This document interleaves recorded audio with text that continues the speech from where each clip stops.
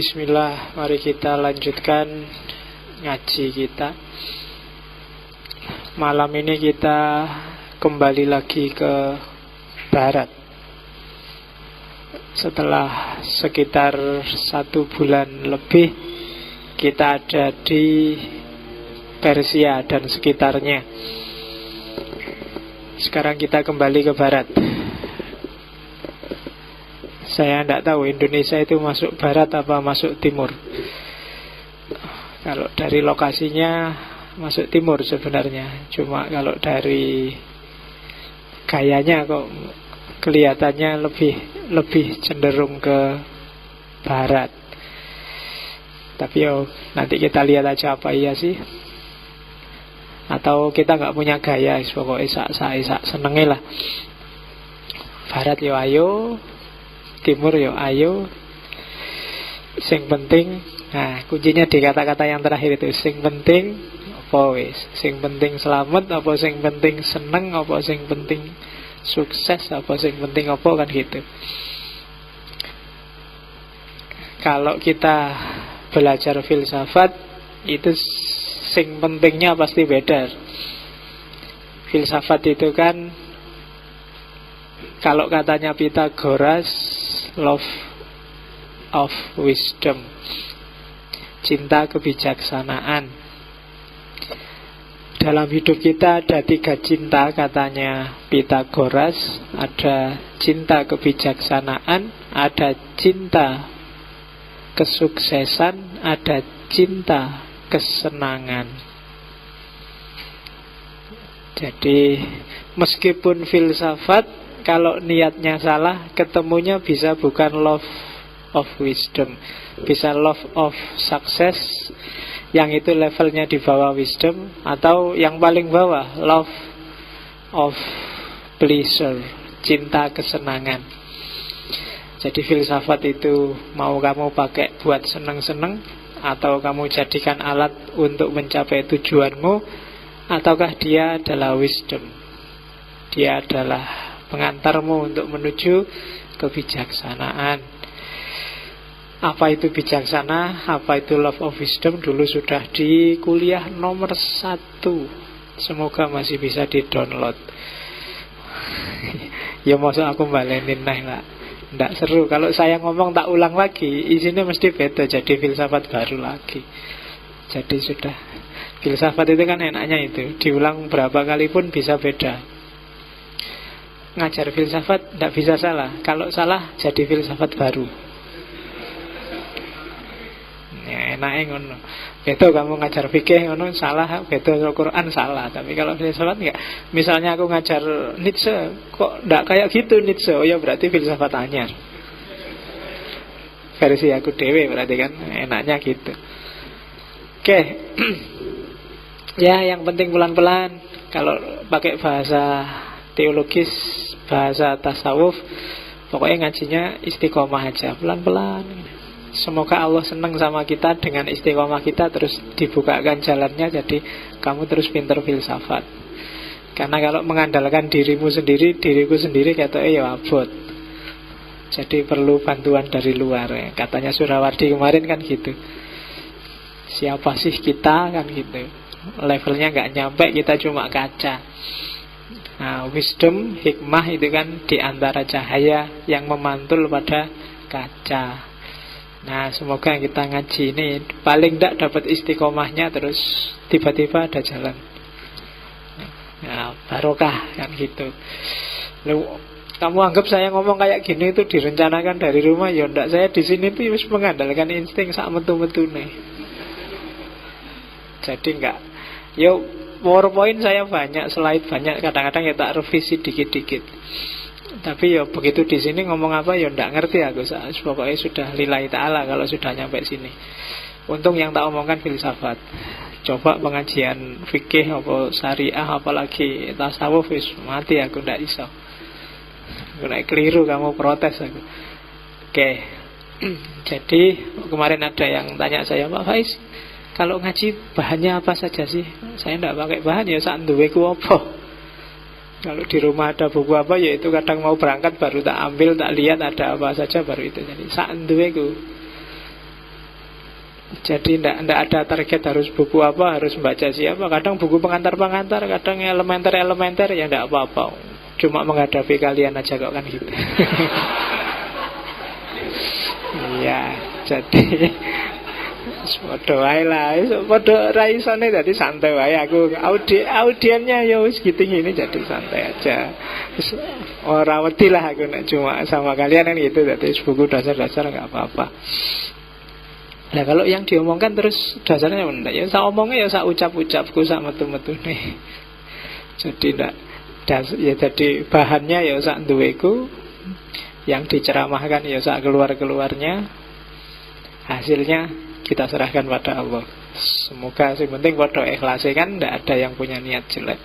Kita semua punya niat baik, mengejar cahaya, mengejar hikmah. Termasuk yang di barat. Malam ini kita nyampe postmodern, postmodernisme, modernisme, eksistensialisme, fenomenologi. Itu kan termasuk di antara cahaya-cahaya. Kenapa kok dibukakan oleh Allah bagi orang-orang barat, tidak dibukakan di kita? Ya mungkin ada pertimbangannya sendiri. Jadi mungkin mereka yang lebih siap untuk menerima hikmah yang namanya postmodernisme.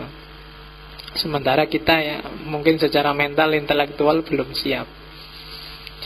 Mungkin. Jadi kita takdirnya hari ini masih jadi follower. Jadi bukan trendsetter. Barat yang masih trendsetter. Kita apa-apakan selalu kiblatnya ke sana. Kita lihat kemarin kita sudah khatam modern, sekarang masuk era postmodern. Sebenarnya postmodern itu ya modern itu tadi yang berkembang sampai hari ini. Terus disebut post karena ada kritik-kritik terhadap modern. Jadi ini perkembangan lebih lanjut. Cuma perlu dicatat juga janjane modern dan postmodern. Postmodern itu juga konsep yang tidak terlalu tegas. Itu catatan kedua. Kalau kalian baca banyak buku mungkin definisinya tentang postmodern juga beda-beda. Istilah yang dipakai juga sering macam-macam. Biasanya semuanya pakai post. Ada post struktural, ada post tradisionalis, ada post, pokoknya selalu pakai post. Yang penting bukan post kamling loh ya. Nanti post kamling, post itu berarti setelah, pasca. Kamling itu keamanan, jadi setelah keamanan berarti gawat, itu berarti kacau. Oke, kita telusuri pelan-pelan ya. Dari tengah ke modern itu dicirikan cara berpikir transisional. Abad tengah itu supernatural. Terus modern itu ada gradasi dari deisme. Orang deistik itu nanti jadi sekuler, dan sekuler itu pada ujungnya, puncaknya kalau dilanjutkan biasanya jadi ateis. Deis itu Tuhan kayak tukang bikin jam, kayak tukang bikin laptop. Begitu laptopnya jadi, silahkan kerja dengan mekanismenya sendiri. Jadi Tuhannya terus nganggur. Nah itu kan deisme. Lawannya pikirannya Mula Sadra minggu lalu. Nah, deisme, orang yang bilang Tuhan itu nganggur kan biasanya terus kalau dilanjutkan dia jadi sekuler. Agama urusannya Tuhan, dunia urusan dunia, dunia ada hukumnya sendiri. Beda dengan agama, terus dia jadi sekuler. Sekuler ini kalau dipol-polkan, lama-lama terus muncul kesadaran agama itu urusan belakangan. Kita hari ini ngurusi dunia. Lama-lama agamanya tinggal dikit, lalu habis. Agama itu tidak penting. Terus pada akhirnya agama itu tidak ada. Bikinan kita sendiri. Jadilah ateis. Itu gradasinya orang modern. Jadi diawali abad tengah yang supernatural, apa-apa cara berpikirnya serba metafisik. Begitu kenal sains, kenal bahwa alam ini ada mekanisme, terus jatuh pada deistik. Dari deistik terus cara berpikirnya dualistik, sekuler. Dan karena peradaban ilmiah yang diidolakan, lama-lama dunia yang terbagi dua itu, dunia spiritual agamanya tersisih, lama-lama tersingkir, jatuhlah pada ateis. Agama dianggap ganggu aja, agama dianggap ngerecokin aja. Gara-gara ada agama kita nggak jadi berjuang, katanya agama jadi candu. BBM dinaikkan kok disuruh tawakal kembali pada Allah. Lo ini kan jadi candu, kamu nggak jadi demo akhirnya. Nah, itu kan kalau di Marx seperti itu contohnya agama yang membuat kita terlena. Wong nilainya E kok tawakal, Pak, takdirnya E, mau gimana lagi? Sudah tertulis di Lauhil Mahfuz bahwa saya nilainya E, Pak, jadi tidak usah dikomplain lah. Nah, cara berpikir semacam itu yang bikin agama lama-lama tersisihkan. Kalau katanya Nietzsche, agama bikin orang punya mentalitas budak. Mentalitas budak itu yo apa-apa nunggu perintah, nggak kreatif. Kalau disuruh jadi pimpinan nggak bisa. Bisanya jadi anak buah. Anak buah pun sakarepe dhewe. Ya kan? Jadi pimpinan nggak bisa, jadi rakyat bikin susah. Wah, itu berat itu. Kayak Indonesia hari ini kan gitu. Oke, kalau lagi rapat, usul paling menggebu-gebu tapi tidak kayak pimpinan tidak mau. Tidak bisa saya, ayo mau. Itu banyak yang kayak gitu. Nah, itu nanti lama-lama orang jadi krisis kepercayaan pada agama. Kayak di barat. Hari ini kan orang mulai banyak curiga dan tidak suka dengan agama. Agama itu teroris, agama itu fundamentalis, agama itu ngerusak. Yang kamu lihat kan versi FPI, yang kamu lihat ISIS, yang kamu lihat, itu pasti nanti lama-lama banyak orang tidak percaya lagi dengan agama. Krisis, lama-lama agamanya ditinggal. Oh, kita harus hati-hati dengan gradasi pemikiran model ini. Orang barat sudah ngalami itu. Meskipun sekarang banyak juga yang mulai kebingungan ingin kembali lagi. Nah, di antara klasternya postmodern nanti mereka yang ingin kembali lagi. Kemudian ya, kalau pakai bahasa ilmiahnya ya transisi dari supernaturalisme yang sifatnya dualistis menuju materialisme yang sifatnya ateis. Supernatural abad tengah itu kan sifatnya dualistis. Ada fisik, ada non-fisik, ada lahir, ada batin. Terus yang batin nggak dipercaya lagi, cuma ada materi. Cara berpikirnya melahirkan, ini secara filosofis, cara berpikir deterministik. Determinisme itu bisa kamu terjemahkan seperti Jabariyah. Cuma Jabariyahnya bukan disetir oleh Allah, tapi disetir oleh sunatullah, hukum alam. Jadi hidup ini ada rumusnya, ada hukum alamnya, deterministik, yang sifatnya pasti. Yang kedua saintisme, sains jadi primadona. Dan yang ketiga positivisme. Tinggal dibuka yang kemarin, ini cuma ngulang untuk ngerti ini. Ketika abad tengah ganti jadi modern. Modernnya sendiri pada akhirnya ketika dia memuncak jadi peradaban, punya 1, 2, 3, 4 karakter. Yo, yang terakhir itu ada 3, ya 7 lah, 6. Yang pertama, orang modern cara berpikirnya sering-sering parsial atau mistik, individualistik. Bagi orang modern, realitas itu dipecah-pecah. Makanya muncul spesialisasi ilmu. Biologi yang ngurusi bios saja, fisika ngurusi fisik saja, antropologi ngurusi budaya saja, sosiologi ngurusi relasi antar manusia saja. Seolah-olah ini dunia yang beda-beda, padahal yang dilihat kan kenyataan yang sama. Ngaji kayak gini, kalau orang modern yang datang, antropolog melihatnya beda dengan sosiolog. Nanti kalau ada filosof, nanti analisisnya juga beda. Datang ke sini mesti isinya beda. Apalagi teolog, kiai datang ke sini mesti analisisnya juga beda nanti perspektifnya. Dunia jadi pecah-pecah. Padahal cuma lihat kita ngaji kayak gini cengenges-cengenges. Yang satu bilang, oh ini ngaji sesat ini. Oh, ya kan? Ada yang bilang, yang antropolog, wah ini fenomena budaya ini. Ini khas ini, hibrid ini. Ada yang gitu. Ada yang sosial, wah ini bisa bikin gerakan sosial baru, kohesi sosial baru. Wah, beda-beda. Padahal ngaji ini ya kayak gini. Kita yang diteliti aja ya nggak gas opo keduren. Wong kita cuma santai-santai di sini, nggak mikir apa-apa kok. Mereka melihatnya keduren. Nah, itu orang modern. Gitu loh. Apa-apa diteliti pakai kacamata. Kacamatanya apa dulu kan gitu. Orang sholat ini kalau pakai psikologi agama menunjukkan hubungan yang erat sekali dengan Tuhan. Hubungan apa nih om sholatmu? Kayak orang olahraga. Nggak nyambung. Jadi dahsyat sih modern itu. Apa-apa dianalisis secara ilmiah, mendalam, konseptual. Tapi atau mistik, nggak utuh melihatnya.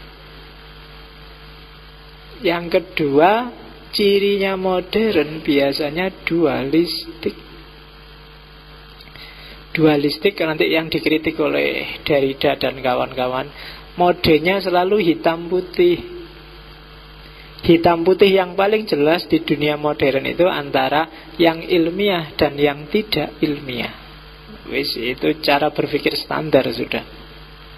Kayak kamu kalau di kampus-kampus itu, begitu kamu ngomong apa gitu, terus dosenmu bilang, loh jangan gitu dong ngomongnya, yang ilmiah dong kan gitu. Seolah-olah ada yang ilmiah dan tidak ilmiah. Itu dua hal yang harus dikontraskan selalu.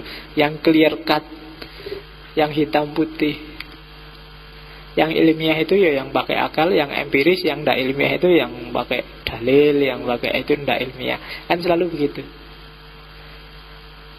Kenapa kemarin kamu nggak masuk? Wah, Pak, perasaan saya nggak enak ya Pak. Saya merasa, kan terus mesti dosen menesu loh.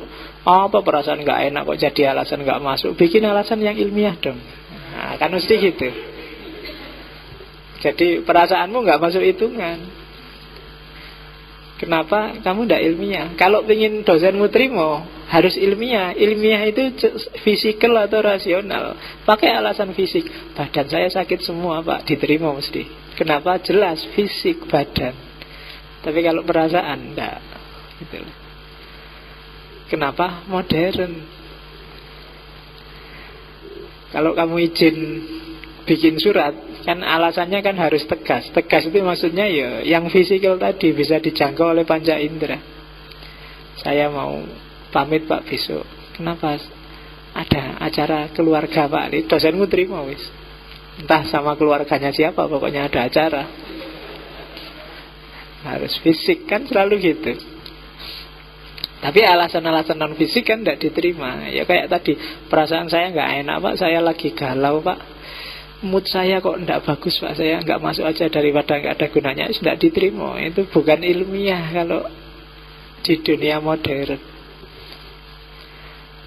Futuristik itu artinya teorinya dianggap mutlak. Sekarang A, ya besok pasti A. Sekarang enak, besok pasti enak. Sekarang sukses, besok pasti sukses. Itu futuristik, cirinya orang modern. Sukanya mengeneralisasi. Belusukan itu tidak jelek, tapi jangan futuristik. Tidak selalu dia bagus. Jadi apalagi diskusi itu tidak jelek, tapi kadang-kadang ada banyak hal yang tidak harus diskusi terus. Kapan kerjanya? Gitu loh. Jadi generalisasi yang berlebihan, futurisme, seolah-olah kalau sekarang bagus, besok bagus, yang akan datang mesti bagus. Tidak juga. Banyak hal yang sekarang bagus mungkin 10-20 tahun lagi jadi enggak. Itu futurisme. Ciri nalarnya di situ tak sebut, lebih suka kontrak daripada kepercayaan. Trust itu kesekian. Jadi kalau ada orang pinjam buku, ada orang utang, orang modern itu ditulis yo. biar ada buktinya. Kenapa sampai ditulis? Karena kamu kalau nggak ditulis hilang Pak bukuku. Kalau nggak ditulis duitku hilang Pak. Tidak ada saling percaya. Cirinya orang modern. Maka sekarang apa-apa kan dicatat. Kamu di warung aja kan nyatet. Kalau ditanya temenmu, kamu kok tiap hari nyatet modern? Oke. Cirinya orang modern kan nyatet. Oke. Yang kedua, lebih suka fakta daripada nilai. Jadi lebih suka lihat faktanya daripada makna-makna yang ditempelkan orang pada fakta. Apa ya contohnya? Kamu lihat TV tiap hari, itu kan kamu lebih suka lihat faktanya, fakta versimu, dibandingkan nilai yang dimiliki oleh yang punya fakta. Kamu lihat Ahok, yang suka Ahok ya dianggapnya Ahok bagus, faktanya dia bagus kok. Yang tidak suka dia bilang Ahok jelek, faktanya dia jelek kok. Kenapa? Karena fakta itu selalu parsial. Orientalis waktu lihat Islam, dia mengandalkan fakta. Cuma jangan keliru, orang nyari fakta itu selalu kompleks. Selalu hanya yang terjangkau oleh dia atau yang dipilih oleh dia. Waktu Barat belajar Timur, yang namanya orientalisme itu kan dipilihi untuk kepentingan imperialisme, kolonialisme. Mungkin nggak selalu yang jelek-jelek, tapi beberapa yang bagus, yang penting, yang diambil tapi untuk kepentingan imperialisme. Begitu Senogorgronya masuk Aceh, nyamar jadi orang Islam, kan dilihat, oh orang Aceh ini patuh kalau pada kiainya. Maka satu-satunya jalan untuk menguasai mereka, ya peganglah patron-patronnya para kiai lain. Itu kan lihat fakta, dipilih yang itu. Ada juga yang lihat yang jelek-jelek. Begitu baca Nabi Muhammad, dilihat fakta-faktanya, bukan nilainya. Dilihat bahwa oh Nabi ini istrinya 9. Enak aja ya, umatnya dibatasi 4, dia 9. Nabi nikah sama anak kecil lagi. Aisyah itu umur 9 tahun, Nabi umur 50 tahun lebih. Tega-teganya. Karena faktanya kayak gitu dipilih. Nabi juga pernah bantai orang Yahudi, dipilih-pilih yang jelek-jelek.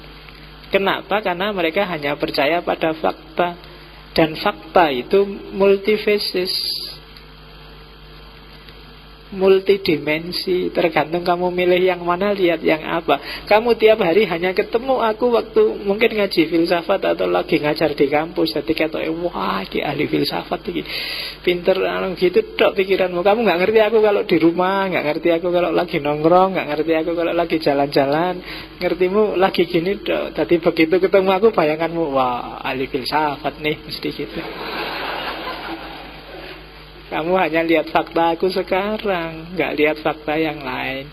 Itu yang terjadi dengan orang modern. Yang ketiga, lebih suka objektivitas. Jadi menganggap ilmu itu sifatnya objektif, nggak ada hubungannya dengan subjek. 1 tambah 1 2. Itu apakah kamu sedang sakit, sedang marah, sedang punya kepentingan apa, ya tetap 1 tambah 1 2. Jadi lihat, semua ilmu seperti itu dianggapnya. Sosiologi kah, antropologi kah, psikologi kah, dianggapnya eksak. Semua yang sifatnya objektif. Itu nalarnya orang modern. Oke, nah yaitu tadi yang modern. Harusnya saya nggak jelaskan jelek-jeleknya, tapi harus tak mulai dari jeleknya sejak awal, karena akhirnya harus dikritik. Bagus-bagusnya modern kan sudah kemarin di Karl Marx, di Freud, itu kalian sudah ngerti lah. Kalau suka modern ya kembali lagi ke era modern, nggak apa-apa. Yang bagus-bagusnya tetap banyak. Nah, dari modern yang tadi ada kelemahan-kelemahan kecilnya, sekarang kita menuju postmodern. Ketika orang sadar bahwa fakta itu tidak segalanya loh. Subjek kadang-kadang juga ikut bermain. Nggak selalu yang kelihatan itu bunyinya seperti apa yang terlihat. Kalau saya mau minum kayak gini kan ini nggak selalu karena semata-mata saya haus.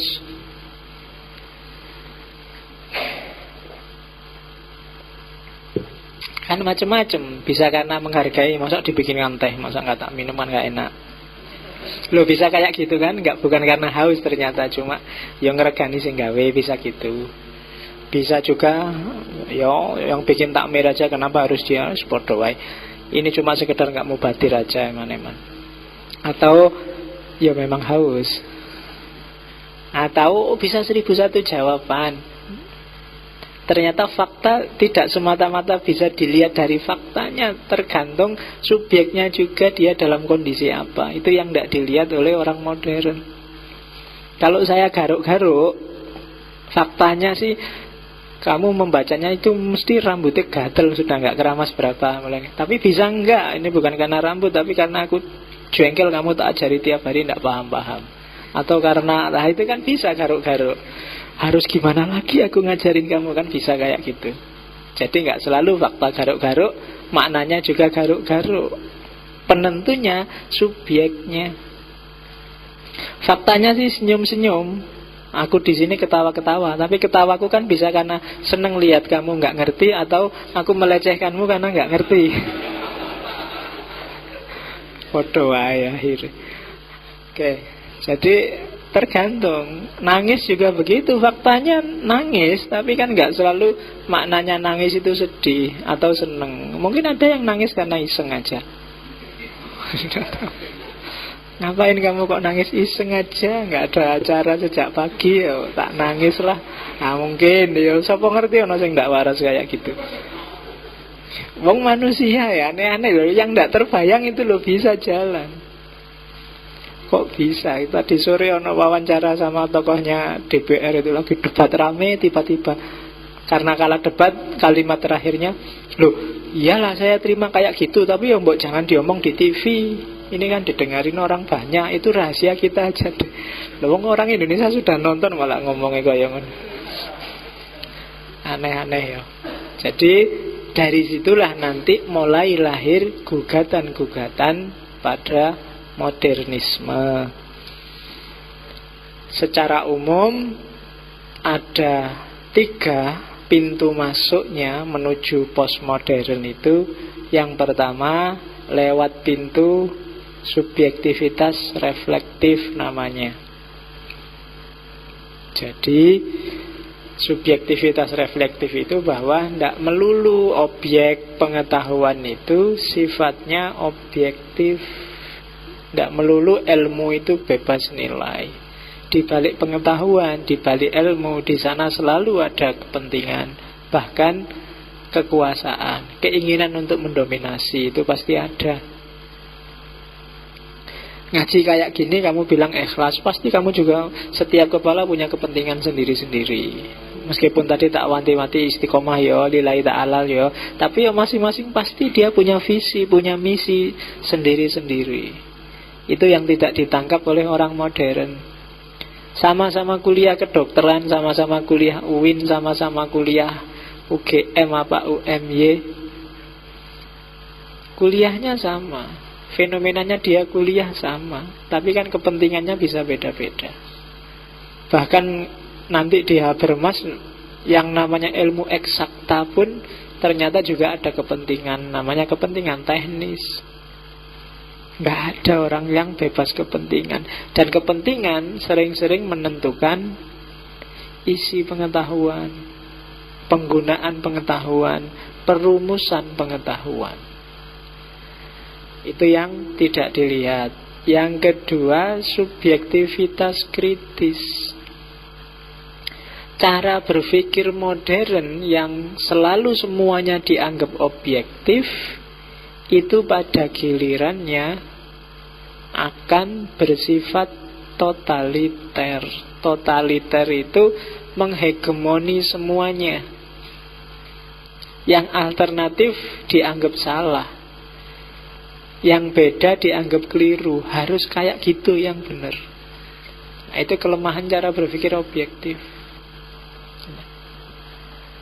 Kalau karena sudah jadi teori bahwa matahari itu terbit dari timur, begitu ada orang lihat matahari terbit dari barat, itu mungkin orang sedunia akan bantah. Tidak mungkin. Yang namanya matahari mesti dari timur. Kenapa? Teorinya sudah begitu selama ini. Begitu menurutmu penyakit itu hanya bisa disembuhkan oleh dokter, kalau ada orang sembuh karena dukun, kamu pasti bilang, tidak mungkin. Itu mungkin kebetulan saja, atau itu sugesti saja, atau kan gitu. Kenapa? Karena selama ini bagi kamu yang bisa menyembuhkan cuma dokter. Itu bahayanya objektivisme. Tidak semuanya bisa seperti itu. Kadang-kadang alternatif-alternatif kecil jawaban itulah justru yang benar, sementara yang besar yang keliru. Buktinya dulu waktu orang yakin bahwa bumi itu datar misalnya, begitu ada yang ngomong, enggak, bumi itu enggak datar, bumi itu bulat. Oh, itu kan orang sedunia ketawa terbahak-bahak. Dari mana bumi bulat? Datar gini loh, karpetnya datar, kita tidur juga datar, kan gitu. Yang bilang bumi bulat langsung diketawain habis-habisan. Padahal kemudian terbukti, ternyata bumi memang bulat. Misalnya sekarang ada orang ngomong bumi itu tidak bulat, ternyata kita selama ini keliru, bumi itu lonjong. Kamu ketawa kan? Lu sopo ngerti besok beneran lonjong gitu. Jadi itulah subjektivitas kritis. Ketika ada objektivisme, orang jadi tidak kritis. Jawaban pokoknya 1 tambah 1 selalu 2. Cara berpikirnya linier, nggak berubah-ubah. Bumi datar pokoknya, sehingga dibayangkan bumi itu datar kayak karpet yang dihamparkan, jadi ada ujungnya. Makanya di novel-novel zaman dulu itu kalau ada orang tawuran, pendekar sama musuhnya, terus keluarganya dibantai, terus ku kejar kau sampai ke ujung dunia, kan mesti gitu. Karena apa? Bayangannya dunia ada ujungnya, kayak karpet itu kan. Di ujung sana sampai pucuk kamu nggak bisa lari lagi, tetap ku kejar kan. Padahal bumi kan bulat, sampai di mana ujung dunia itu kan? Nggak ada ujungnya dunia, wong buminya bulat. Nah, itu berarti novel itu disusun dengan paradigma bumi datar.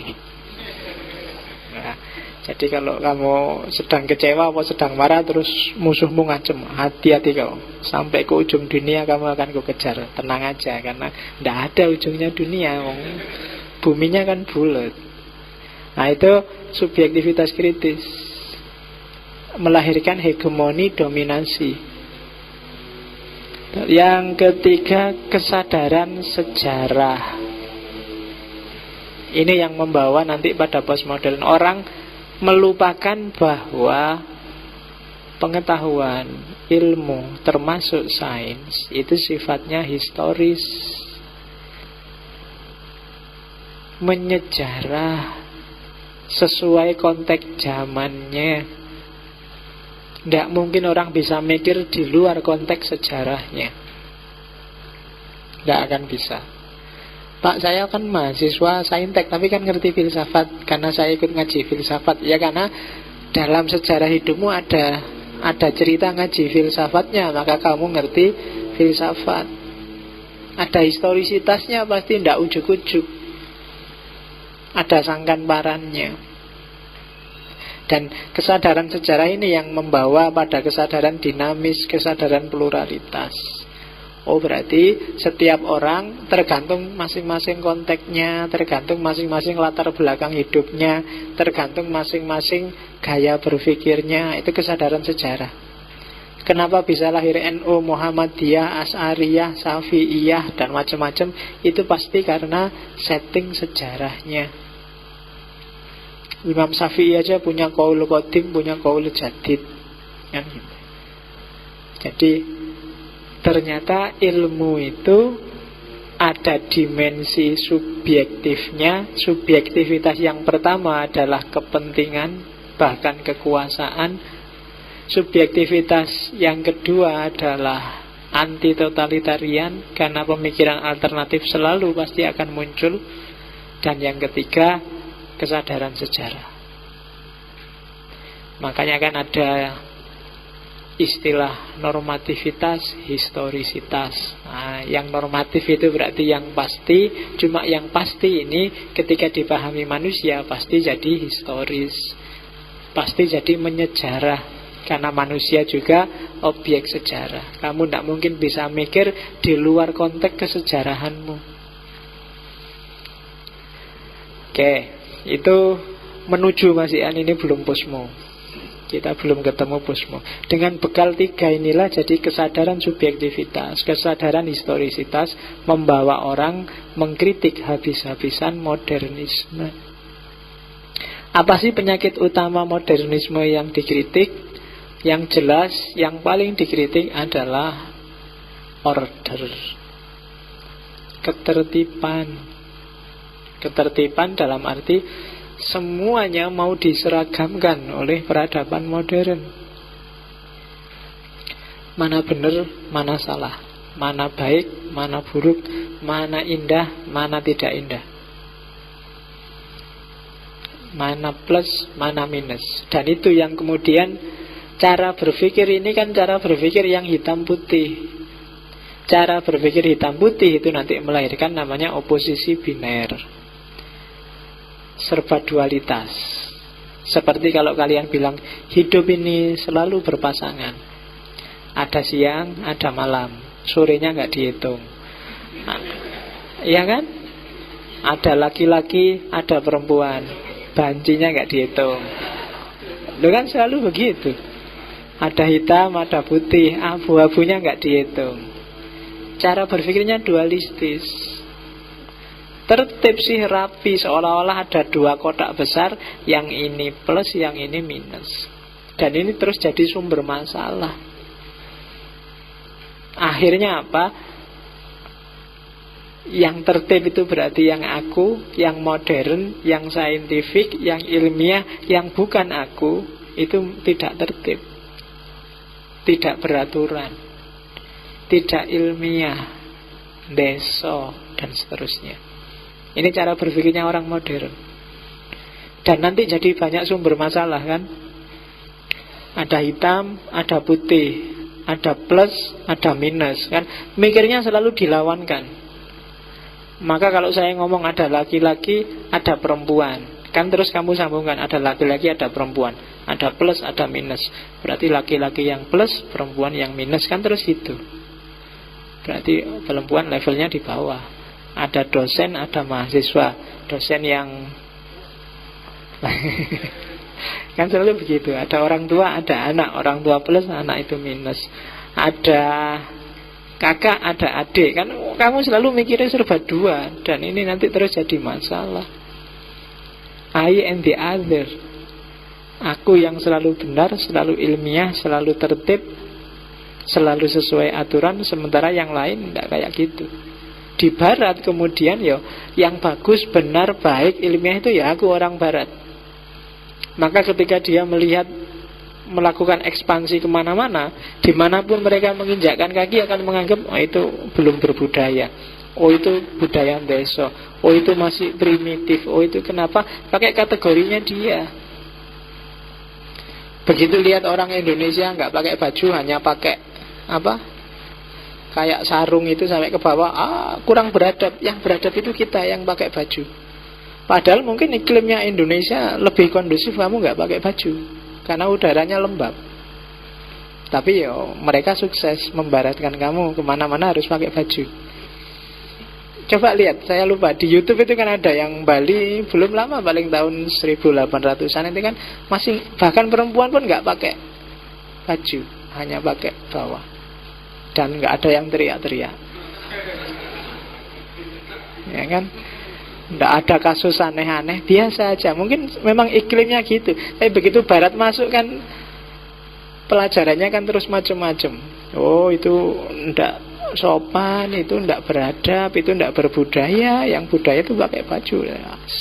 Apalagi terus Arab masuk, kalau cuma pakai baju kurang, pakai jubah.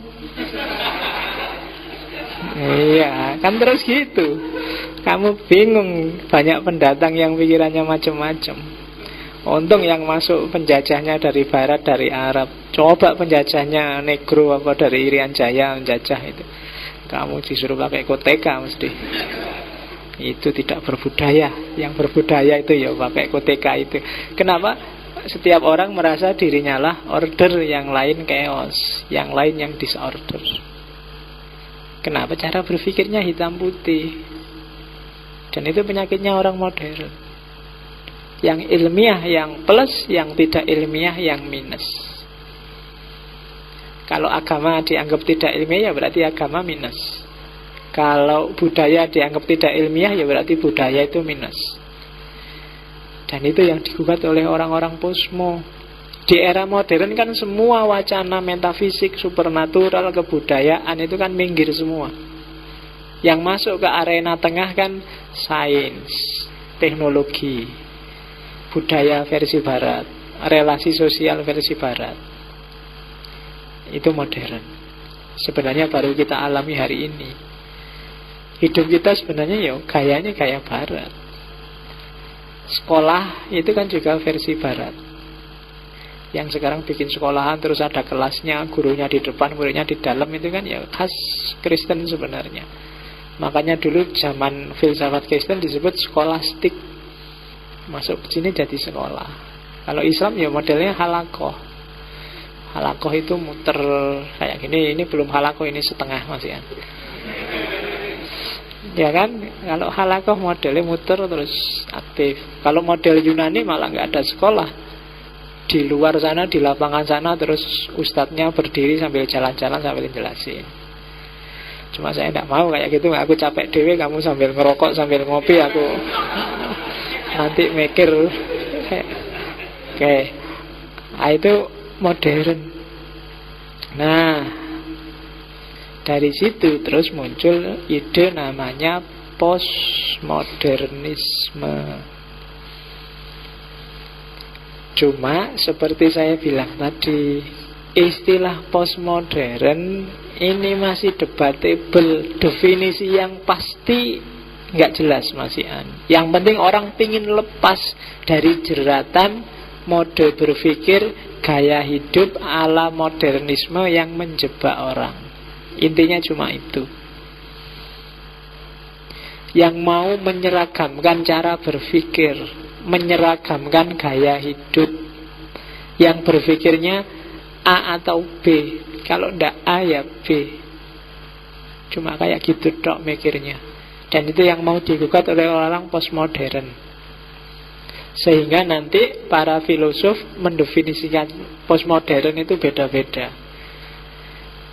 Misalnya Lyotard dan Gellner. Kalau kata Lyotard, postmodern adalah menceraikan modernisme, memutus secara total modernisme.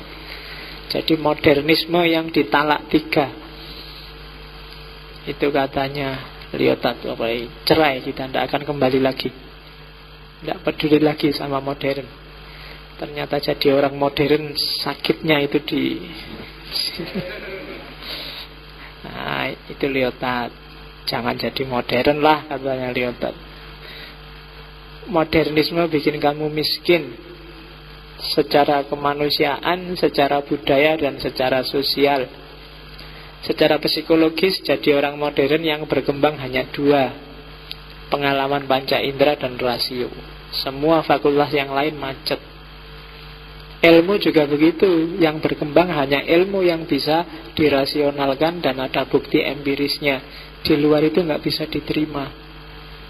Jadi modernisme itu sebenarnya miskin, katanya orang-orang posmo. Ada Derrida, Foucault, Baudrillard.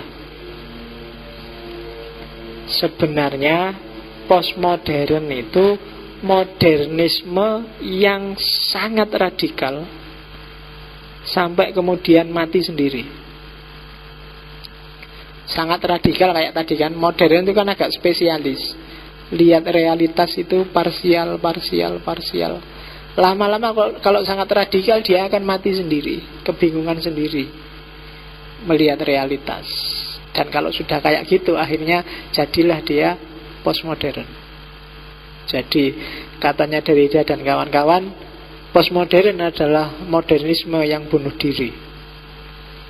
Jadi Dia bunuh diri terus mati dan lahirlah generasi baru namanya postmodern. Itu katanya Derrida yang nanti terkenal dengan dekonstruksinya. Ada yang lebih sopan definisinya, kayak David Griffin. Bukunya banyak diterjemahkan oleh Canisius. Postmodern adalah koreksi beberapa aspek dari modernisme. Kalau di David Griffin ya ndak postmodern. Modern itu ya ndak keliru 100%. Yang bagus-bagus dan baik juga banyak. Cuma ada beberapa yang perlu direvisi.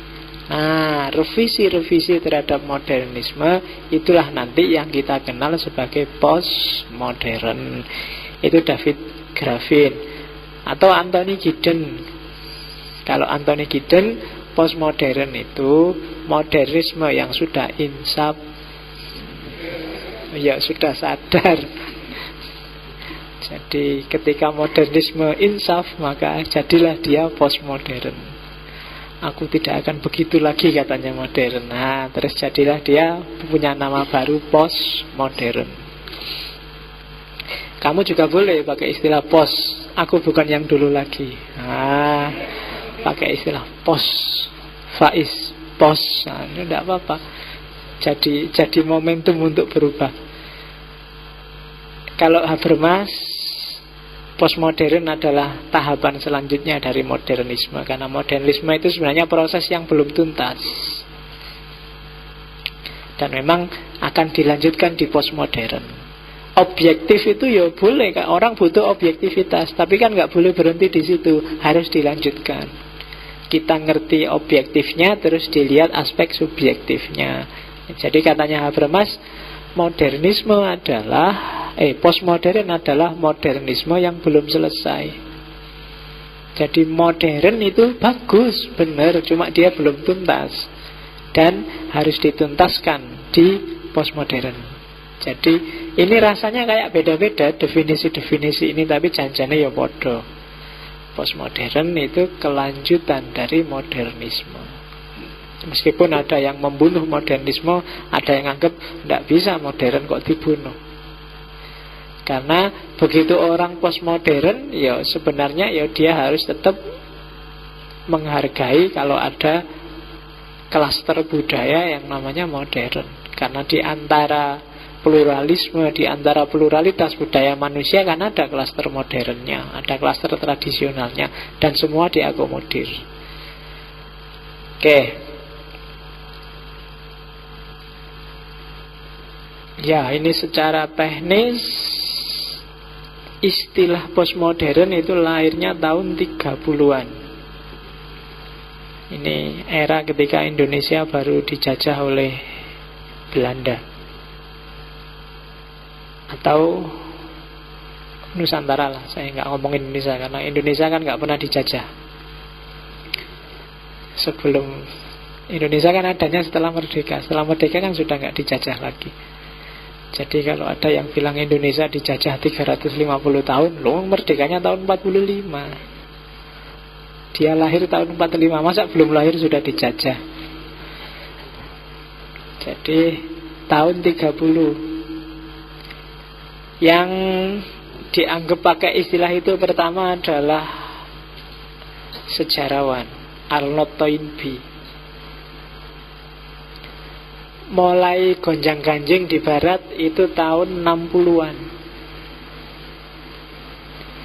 Di Indonesia mulai terasa 80-an, agak rame 90-an. Di sana sini mulai digemari 2000-an. Cuma kalau mahasiswa ya sampai hari ini masih belum dipahami postmodern. Sebenarnya ini istilah yang populer lebih dulu bukan di dunia filsafat tapi di dunia seni, khususnya seni arsitektur. Jadi orang-orang arsitek itu ngerti konstruksi bangunan modern. Kalau ini sudah melampaui modern, ini konstruksi bangunan postmodern. Awalnya itu arsitektur, tapi kemudian geser ke ranah sejarah, ranah budaya, terus masuk ke filsafat. Filosof pertama yang dipandang mempopulerkan postmodern adalah yang François Lyotard dengan karyanya Postmodern Condition, yang itu dia mengkritik habis-habisan grand naratif. Grand naratif itu narasi besar. Narasi besar itu satu teori, satu konsep yang dianggap bisa jadi solusi untuk semua problem, semua permasalahan. Itu namanya grand narasi. Realitas yang kompleks ini pokoknya selesai dengan teori ini. Filsafat sebelum postmodern kan selalu begitu. Ada yang model teosentris, kosmosentris, kemudian logosentris, ada akal sejarah Hegel. Seolah-olah semua realitas itu ya modelnya akal sejarah semua. Atau model Immanuel Kant, fenomenalisme, atau model eksistensialisme. Seolah-olah sejarah itu, dunia ini ya isinya cuma hanya itu dong. Itu grand naratif namanya. Dan itu yang dikritik oleh Jean-François Lyotard. Tidak mungkin lah ada narasi besar. Realitas itu selalu realitas kecil-kecil. Setiap orang, bahkan setiap individu membaca realitas versi dia sendiri dan cari solusi versi dia sendiri. Bahkan di negara yang sama, di wilayah yang sama, di RT yang sama. Itu cara menanggapi realitas, mencari solusi bisa beda-beda. Jangan dianggap semua yang di Indonesia itu gaya Jokowi loh, kan gitu. Meskipun bagi Barat sekarang itu, tapi kan enggak. Apalagi sekarang 50-50 kekuatannya Jokowi dan rival-rivalnya. Ternyata tidak seperti itu, tidak ada grand narasi seperti yang diperjuangkan oleh orang-orang modern. Kalau perjuangannya modern, grand narasinya kan unified science, yang ilmiah atau tidak ilmiah. Kan itu grand narasinya. Seolah-olah realitas itu yang benar hanya yang bisa dilihat secara ilmiah, yang tidak berarti keliru. Seolah-olah yang benar itu ya acara cerdas cermat. Kalau acara dunia lain itu acara yang tidak benar. Kan itu kan pikiranmu selama ini. Seolah-olah realitas itu ya kalau acara debat atau acara Kick Andy, tapi kalau acara YKS itu bukan realitas. Kan gitu yang ada di pikiranmu. Itu pengaruh cara berpikir modernitas dengan setting grand narasi. Padahal buktinya kamu yang tidak suka YKS, yang suka banyak. Kamu yang tidak suka Facebooker, yang suka banyak. Adik-adikmu suka tiap hari nelpon tiap hari. Ternyata tidak sesederhana yang kamu bayangkan. Kamu yang tidak suka Jokowi kan heran, kok masih banyak ya orang suka Jokowi. Yang suka juga gitu, kok banyak orang tidak suka Jokowi, yang Jokowi bagusnya kayak gitu. Kan gitu. Kenapa? Karena kamu terbiasa berpikir grand. Seolah-olah yang benar di kepalamu itu pasti semua orang juga harus nganggep benar. Padahal tidak kayak gitu kenyataannya.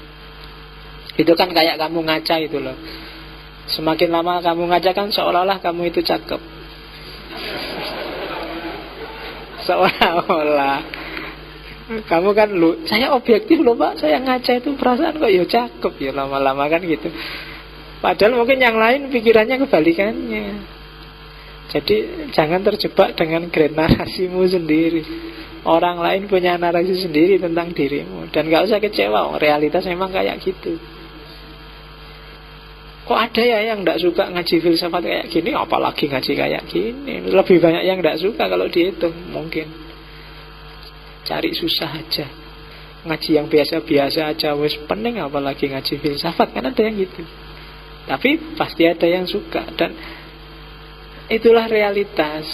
Jadi kacamatanya jangan kacamata tunggal atau kacamata besar. Harus kacamata yang banyak sisi. Dari situ nanti lahir postmodern. Ya, bedakan kalau nanti kamu nulis apa ngomong, ada postmodernisme, ada postmodernitas. Kalau postmodernisme berarti dia sudah jadi isme. Dia adalah satu konsep berpikir yang serba kritis terhadap modernisme. Itu postmodernisme. Kalau postmodernitas itu adalah situasi postmodern, situasi sosial, situasi budaya postmodern. Ya cirinya biasanya ya teknologi informasi, globalisasi, konsumerisme, deregulasi dan macam-macam. Itu postmodernitas, jadi kondisi postmodern. Itu yang membedakan pluralisme dan pluralitas. Kalau pluralisme itu berarti faham konsep berpikir bahwa segala sesuatu itu pasti sifatnya plural. Kalau pluralitas itu kondisi bahwa dalam kenyataannya realitas itu bersifat plural. Postmodernisme dan postmodernitas juga begitu. Kamu mungkin tidak berfaham postmodernisme, tapi kamu nggak bisa mengelak hidup di era yang namanya postmodern, di postmodernitas. Kamu mungkin bukan seorang pluralisme, tapi kamu nggak bisa mengelak hidup di dunia yang sifatnya pluralitas. Nah itu bedanya. Kamu benci sama modernisme, tapi kan kamu tetap nggak bisa mengelak hidup di dunia modern. Nah, bedanya di situ. Itu kadang-kadang harus diperjelas, karena banyak orang campur aduk terus tidak jelas. Nggak ada orang yang bisa anti pluralitas, tapi sangat mungkin orang anti pluralisme. Jangan salah. Saya pluralis Pak, tapi anti pluralitas apa mana ya ora iso. Itu kebalikannya. Jadi setiap orang bisa punya gagasan, bisa anti gagasan, tapi tidak bisa mengelak dari kenyataan. Itu postmodernisme dan postmodernitas. Apa sih yang mengantarkan orang, yang mendorong orang dari dunia modern, kok bisa dia ingin keluar? Yang memicu apa? Secara teoritis ada 5 teori yang mengantarkan orang pada postmodern. Teori-teori itu sebagian sebenarnya teori miliknya orang modern sendiri, yang itu konsekuensinya membawa pada postmodern.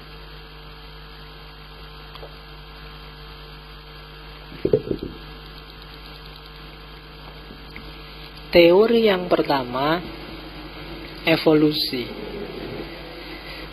Evolusi tokohnya Darwin. Kemarin di modern sudah kita bahas panjang lebar.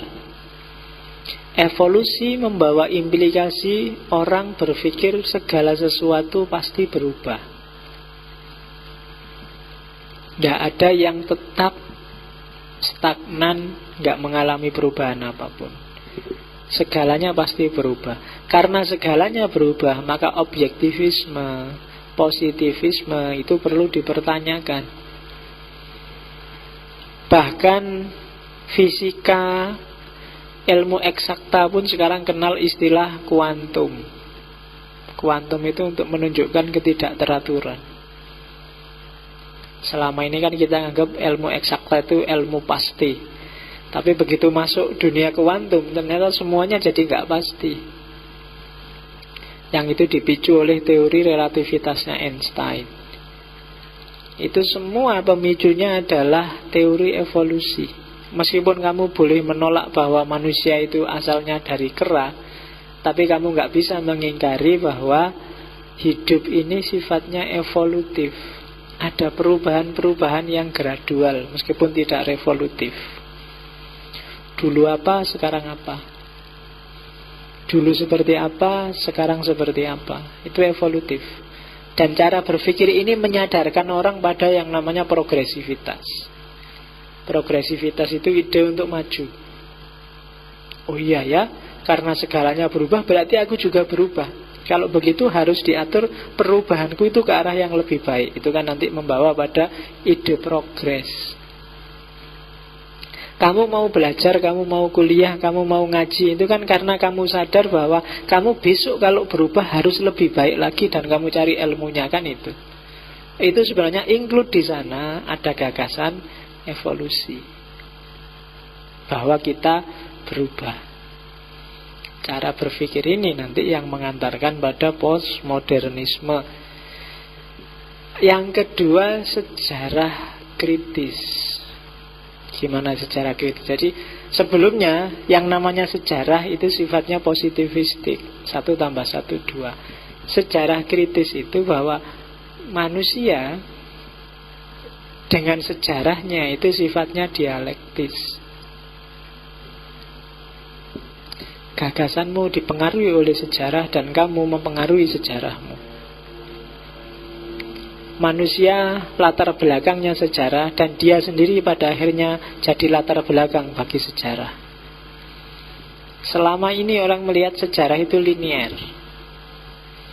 Bahkan tidak cuma linier, tapi mengalami sentralisasi. Yang dibahas selalu tokoh-tokoh besarnya saja. Kamu membaca sejarah itu kan selalu linier. Dinasti Umayyah, raja pertama, kedua, ketiga, keempat, kelima, terus jatuh, ganti sekarang dinasti Abbasiyah, raja pertama, ketiga. Seolah-olah sejarah itu isinya cuma itu. Tidak pernah dibahas misalnya pada era Umar bin Abdul Aziz BBM naik berapa kali ya, kira-kira, kan nggak pernah. Ya kan, begitu belajar sejarah kan selalu linear sifatnya, positivistik. Rakyat zaman itu kira-kira seneng nggak ya? Kira-kira kan gitu. Ada nggak yang sirik sama presidennya kayak hari ini?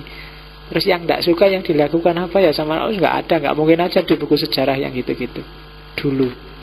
Kalau sekarang orang baru sadar, oh enggak, sejarah itu kritis. Apapun yang terjadi itu adalah hasil dialektika dengan semua yang ada di sekelilingnya. Tidak sekedar kisah orang-orang besarnya, juga tidak sifatnya lurus linier, tapi sirkuler, dialektis, polanya nggak bisa ditentukan. Itu sejarah kritis. Orang itu ya nggak selalu maju, terus juga nggak selalu progres, terus kadang-kadang juga ada mundurnya, ada degradasinya, ada stagnannya, dan itu manusia. Semua tergantung sejarahnya.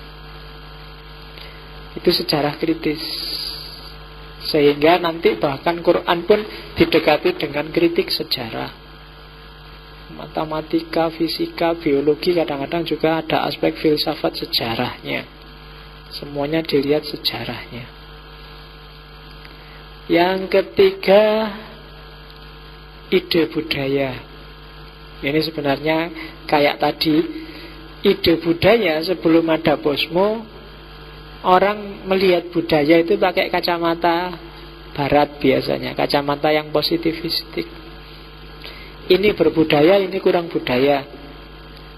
Yang pakai koteka tidak berbudaya, yang pakai jas itulah yang berbudaya. Yang kan selalu begitu. Nanti di posmo orang sadar tidak bisa budaya itu dikategorikan clear cut seperti itu. Gitu loh. Orang tidak pakai baju kamu anggap tidak berbudaya. Gimana orang-orang barat yang hanya pakai BH sama pakai daleman terus jalan-jalan di luar, terus di hotel-hotel, itu kan bagi kamu, oh enggak, kalau itu budaya kelas tinggi Pak, beda sama kita Pak. Kan ngono kamu. Kenapa? Ternyata di pikiran kita selama ini berbudaya atau tidak berbudaya bukan konsepnya yang bunyi, tapi orangnya, tapi daerahnya, tapi wilayahnya. Itu yang nanti direvisi. Kalau gitu kita selama ini keliru. Budaya itu ya sesuai lokal wisdomnya masing-masing. Kenapa dulu orang Jawa nggak pakai baju? Mungkin karena dia cerdas membaca cuaca, membaca alam sekelilingnya, maka dia lebih milih nggak pakai baju, sehingga badannya kuat tahan cuaca. Zaman dulu kan nggak ada mobil, nggak ada sepeda, tapi kemana-mana jalan kaki, paling banter naik kuda, nggak pakai baju, tapi kan nggak pernah masuk angin. Ya kan, kemana-mana. Coba lihat film Mahabharata itu, perangnya kan nggak pakai baju semua itu kan. Loh, tapi kan nggak pernah kalau malam keroan bareng-bareng itu kan nggak ada. Karena mereka tidak pakai bajunya karena itu. Nah, sementara kita yang harusnya tangguh tapi karena salah membaca budaya, sejak kecil dikasih baju, dijaketi, akhirnya ya ringkih. Padahal dulu kamu kecil kan kuat kan, kamu waktu kecil waktunya hujan, ayo hujan-hujan, seneng-seneng aja, nggak pilek. Tapi sekarang begitu gerimis semuanya pada berlarian, minggir untuk pakai jas hujan, pakai anu-anu, begitu kena air dikit terus kamu pilek. Kamu sendiri yang mengkondisikan dirimu. Kamu salah membaca realitasmu. Oke, ide budaya, masing-masing lokal budaya punya lokal wisdom. Itu nanti yang disasar oleh kelompok postmodern. Awas jangan keliru. Yang keempat, problem of meaning, yang itu digarap oleh hermeneutik. Paradigma objektifnya modern yang 1 tambah 1 2 itu kan hanya melihat teh ya teh, tapi tidak melihat di balik teh ini ada meaning. Gitu loh. Dia tidak sekedar suguhan untuk ngasih minum aku. Di balik teh mungkin ada penghargaan, ada penghormatan, ada kasihan, mungkin kan gitu. Ya sapa ngerti ngesake ngomong mulai jam 8 sampai jam 10. Kasihan kasih minum aja, mesake tenan. Nah, mungkin bisa gitu. Bisa penghormatan. Kan tidak sekedar barang. Kalau orang modern ya teh ya teh. Ada ngaji dikasih teh 1, air putih 1. Itu teorinya gitu kan gitu. Itu orang modern. Tapi di balik teh ini kan enggak sekedar teh. Mikrofon ya mikrofon. Padahal kalau di posmo enggak begitu berhubungan dengan manusia. Selalu dia berkenaan dengan makna-makna. Mikrofon ini bagiku ya sekedar mikrofon biasa. Tapi mungkin ada yang punya pengalaman dengan mikrofon ini terus jadi berharga kan. Mungkin ada yang pernah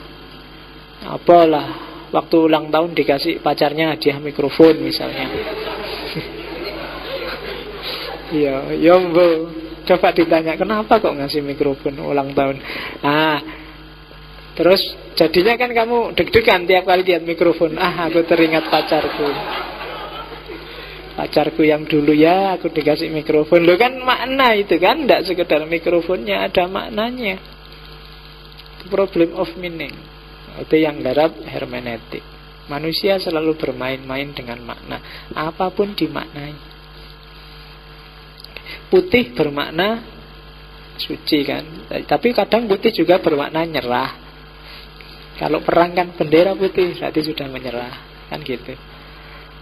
Palang merah artinya apa? Ya, palang merah artinya PMI, penyelamat. Tapi kadang-kadang kalau kamu punya teman putih lagi marah-marah, kamu kok marah-marah terus sih? Aku lagi palang merah gitu. Itu kan maknanya beda. Sama-sama palang merah. Oke. Problem of meaning, manusia selalu bermain-main dengan makna. Kata-kata yang sama dimaknai seseorang A, yang lain bisa memaknainya B. Eksistensialisme yang terakhir. Eksistensialisme membawa orang pada gagasan bahwa setiap orang ingin eksis, jadi dirinya sendiri secara fitri, kecuali dia yang dihegemoni. Karena setiap orang ingin eksis, maka setiap orang memaknai hidupnya sendiri, mengkonstruksi hidupnya sendiri, menata hidupnya sendiri. Di situ nanti lahir gagasan-gagasan eksistensialis dengan para filosofnya. Dan cara berpikir seperti inilah nanti yang membawa kepada era baru yang dikenal sebagai postmodernisme, pasca modern. Oke, sekarang kita lihat. Sampai detik ini pemikir-pemikir postmodern itu bisa diklasifikasi menjadi 3. Uniknya postmodern itu coba dilihat. Ada klaster pertama, Postmodern adalah pemikiran-pemikiran yang merevisi modernisme, caranya justru balik ke pemikiran pramodern. Mungkin kalian pernah dengar Fritjof Capra yang nulis Buddha, yang nulis khazanah-khazanah, New Age, Gary Zukav, Lovelock, ya kan? Kalau di Indonesia ada Anand Krishna yang sekarang di penjara. Ada, itu kan tokoh-tokoh yang anti modernitas, tapi cara dia anti modern kembali ke era pramodern, karena di era pramodern ada kebenaran perennial yang ditinggalkan oleh orang-orang modern. Sekarang akan dihidupkan lagi. Kalau di Islam mungkin ada tokoh yang kita kenal, Sayyid Hussein Nasr dengan Saintia Sakranya. Nanti pada saatnya kita akan ketemu Sayyid Hussein Nasr dan kawan-kawan ketika kita kembali lagi ke dunia Islam. Jadi itu klaster pertama. Hazarahnya disebut New Age, kembali ke pra-modern. Makanya kamu mungkin heran, kok ada ya tabloid opo majalah isine klenek, mistik, hantu-hantuan, tapi judulnya majalah Posmo, ya kan? Kamu kan lihat itu majalah, Posmo ini, mungkin bayanganmu, wah ini mesti ada Derrida, ada Lyotard, ada. Begitu kamu buka, isine jin, setan, gondorwo, kuntilanak. Ini Posmonya di mana? Ini mungkin masuk Posmo kategori pramodern, cuma dengan tafsir yang radikal versi Indonesia. Sangat Indonesia kan isinya, ada kuntilanak, pocong dan kawan-kawan. Tuh, hantu-hantu yang hanya ada di Indonesia. Di India itu tidak ada pocong, karena orang mati kan dibakar. Kalau matinya dibakar tidak ada pocongnya, jadi aman di sana. Oke, jadi itu kategori pertama, namanya New Age. Biasanya dia punya prinsip holisme, memahami alam semesta secara fundamental dan holistik, tidak dipecah-pecah lagi. Tidak pecah itu kan ketika orang tidak lihat realitas tapi lihat esensinya. Termasuk agama-agama itu esensinya ya satu. Secara holistik, secara umum esensinya hanya satu, meskipun manifestasinya jadi banyak. Itu nanti pemikirannya, ajaran-ajarannya namanya New Age, era baru. Yo, Fritjof Capra. Biasanya kalau buku-buku ada, misalnya kalian baca Tao of Philosophy, Tao of Islam, biasanya khazanah-khazanah timur yang digandengkan dengan ide barat. Spiritualitas timur sangat menonjol dengan tradisi holismenya. Itu sejenis posmo juga, cuma menggugat modernisme dengan cara melahirkan kembali khazanah spiritual perennial klasik pra-modern. Itu karena banyak orang yang gelisah, ternyata modern kayak tadi saya jelasin, pada akhirnya meninggalkan spiritualitas, meninggalkan agama. Padahal agama dan spiritualitas kan esensial dalam hidup kita. Maka terus, kalau gitu kita harus kembali lagi deh. Nah, kembali ini termasuk juga jenis postmodern, karena dilakukan dalam rangka mengkonter modernitas. Kemudian yang kedua, yang kedua ini dekonstruksi. Ciri kedua, dekonstruksi itu dekat dengan bahasa, makanya ditulis berkaitan dengan linguistik dunia sastra. Maksudnya dekonstruksi adalah membebaskan orang dari jeratan logosentrisme. Logosentrisme itu orang yang terkungkung, orang yang terpenjara oleh logosnya sendiri, oleh cara berpikirnya sendiri. Seperti orang-orang modern itu kan orang yang dipenjara oleh cara berpikirnya sendiri. Makanya nanti teori dekonstruksi kan banyak dipinjam oleh tokoh-tokoh hermeneutik Muslim. untuk mendekonstruksi banyak umat Islam yang terpenjara oleh cara berpikirnya sendiri. Pada akhirnya yang disakralkan itu bukan Islamnya, bukan Qurannya, bukan Allahnya, tapi pemikirannya sendiri. Nah, gejala kayak gini harus dikonter dengan yang namanya dekonstruksi. Hancurkan. Setelah dihancurkan, ya dekonstruksi selalu ada gandengannya rekonstruksi. Setelah dihancurkan, bangunkan lagi dengan versi yang berbeda dengan sebelumnya. Nah, jenis kedua berarti hancurkan worldview modern. Kita bikin worldview baru yang lebih komprehensif. Kita bikin sistem yang tidak menjebak orang, tidak menghegemoni orang, tidak menang-menangan. Nah, itu tokohnya terkenal kalau dekonstruksi. Ada Derrida, ada Foucault, ada Fatimo, ada Lyotard. Masih banyak yang lain yang punya gagasan dekonstruksi. Ada yang ketiga, jenis ketiga adalah yang ingin merevisi modernisme, tapi tidak dengan menolaknya secara total. Hanya direvisi premis-premisnya, hanya direvisi kekeliruan-kekeliruannya. Misalnya, modernisme itu bagus kalau ngomong ilmu-ilmu eksakta, tapi begitu ngomong ilmu sosial humaniora, dia lemah karena nggak punya alatnya. Nah, itu terus. Kalau gitu, ya jangan dibubarkan modernisme. Kita tambahi lagi dengan metode baru yang bisa mengolah ilmu sosial humaniora. Lahirlah tokoh-tokoh hermeneutik. Jenis ketiga memang tokoh-tokohnya kebanyakan dari ranah hermeneutik. Gadamer, Ricker, Rorty, Apel. Ayo, apel, jeruk, kelengkeng. Oke. Tokoh-tokoh hermeneutik.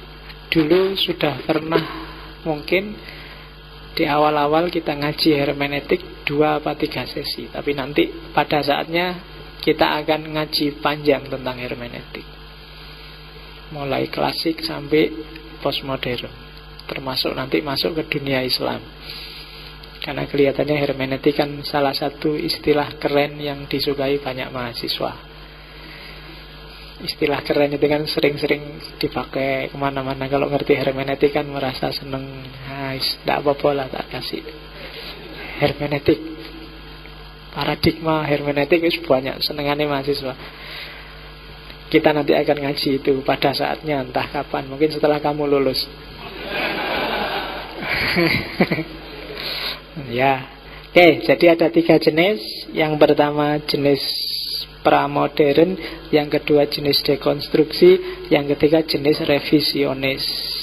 Merevisi cara berpikir modern, tidak dengan menghancurkan. Oke, apa sih yang dilakukan oleh orang-orang postmodern itu? Itu klasifikasiku. Apa sih postmodern itu? Postmodern itu adalah ketika modernisme dilampaui. Gimana cara melampauinya? Nah, ada 1, 2, 3, 4, 5, 6, 7. Ada 7 cara yang dilakukan oleh orang-orang posmo untuk melampaui modernitas, melewati modernitas. Yang pertama, dekonstruksionisme. Misalnya pikirannya Derrida. Dekonstruksionisme itu kapanpun kamu mikir sesuatu, kapanpun kamu menemukan kebenaran, jangan mandek di situ. Dekonstruksi terus pikiranmu biar berkembang. Kenapa? Ya karena kebenaran yang kita temukan adalah kebenaran yang sifatnya tentatif, temporer, sesuai ruang dan waktu, sesuai jangkauan kita saat itu. Maka jangan diberhalakan. Ganti lagi. Siap-siap diganti, siap-siap didekonstruksi. Upaya dekonstruksi itu berarti apa? Dikritik terus. Jangan-jangan kamu keliru.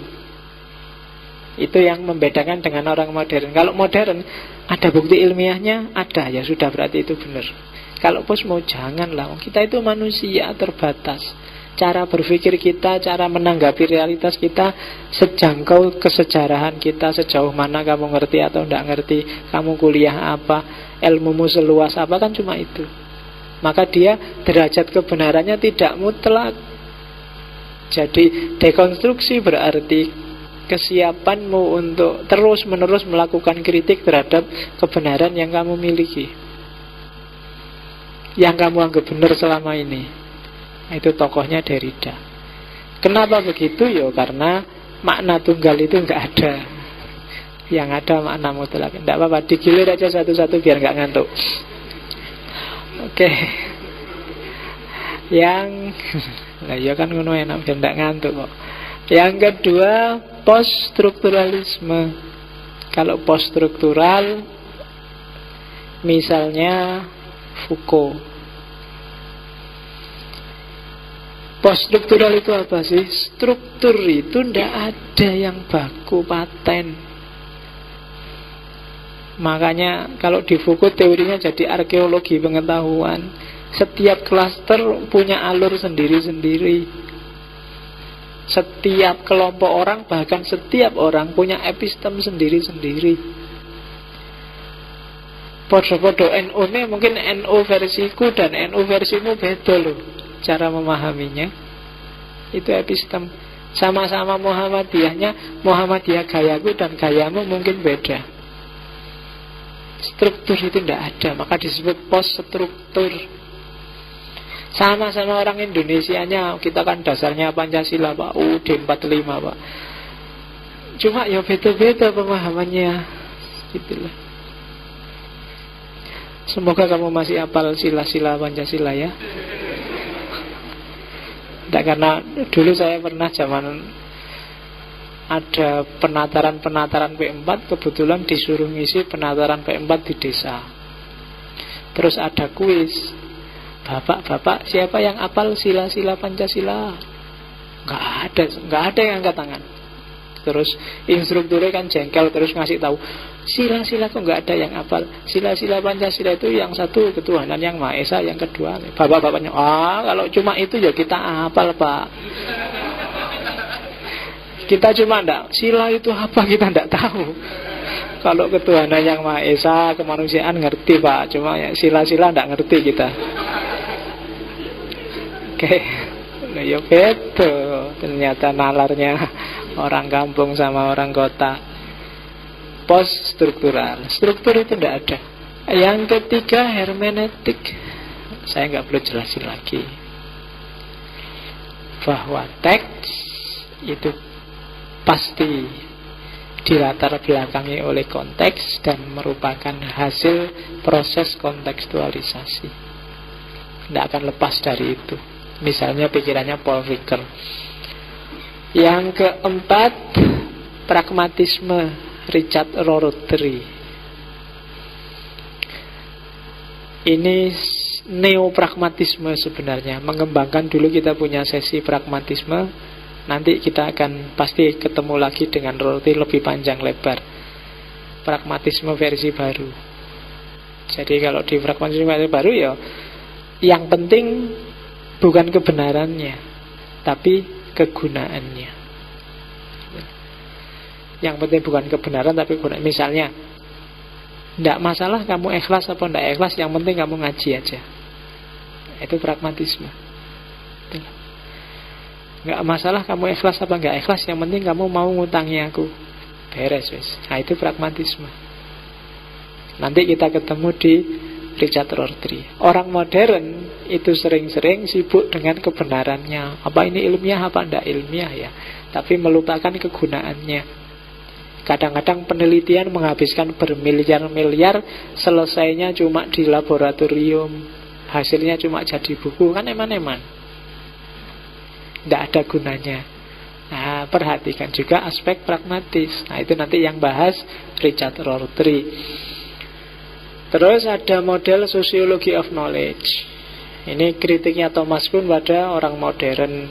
Katanya Thomas Kuhn, enggak lah, kebenaran objektif itu enggak ada.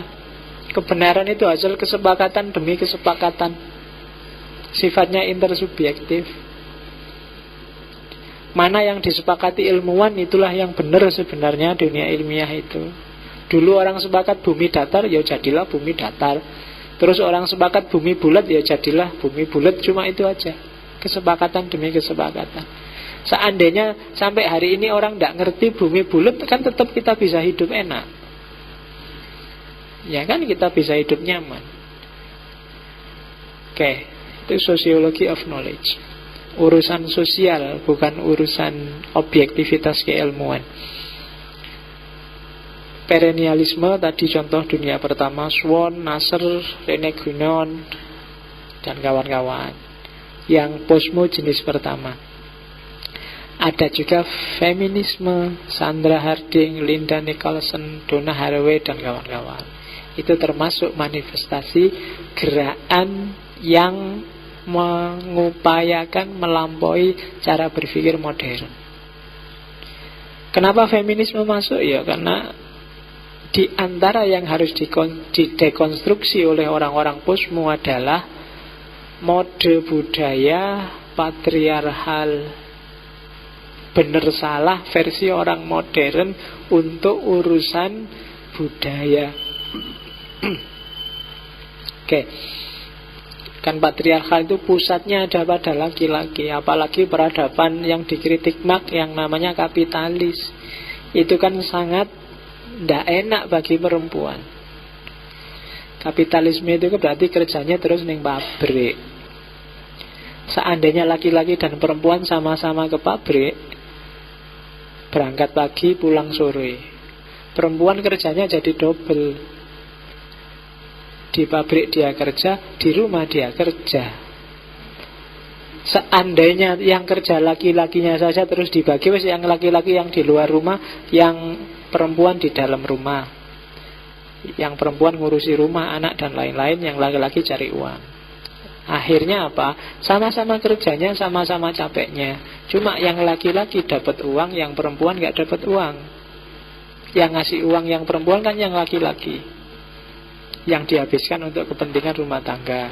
Akhirnya teorinya adalah laki-laki cari uang dan perempuan menghabiskan uang.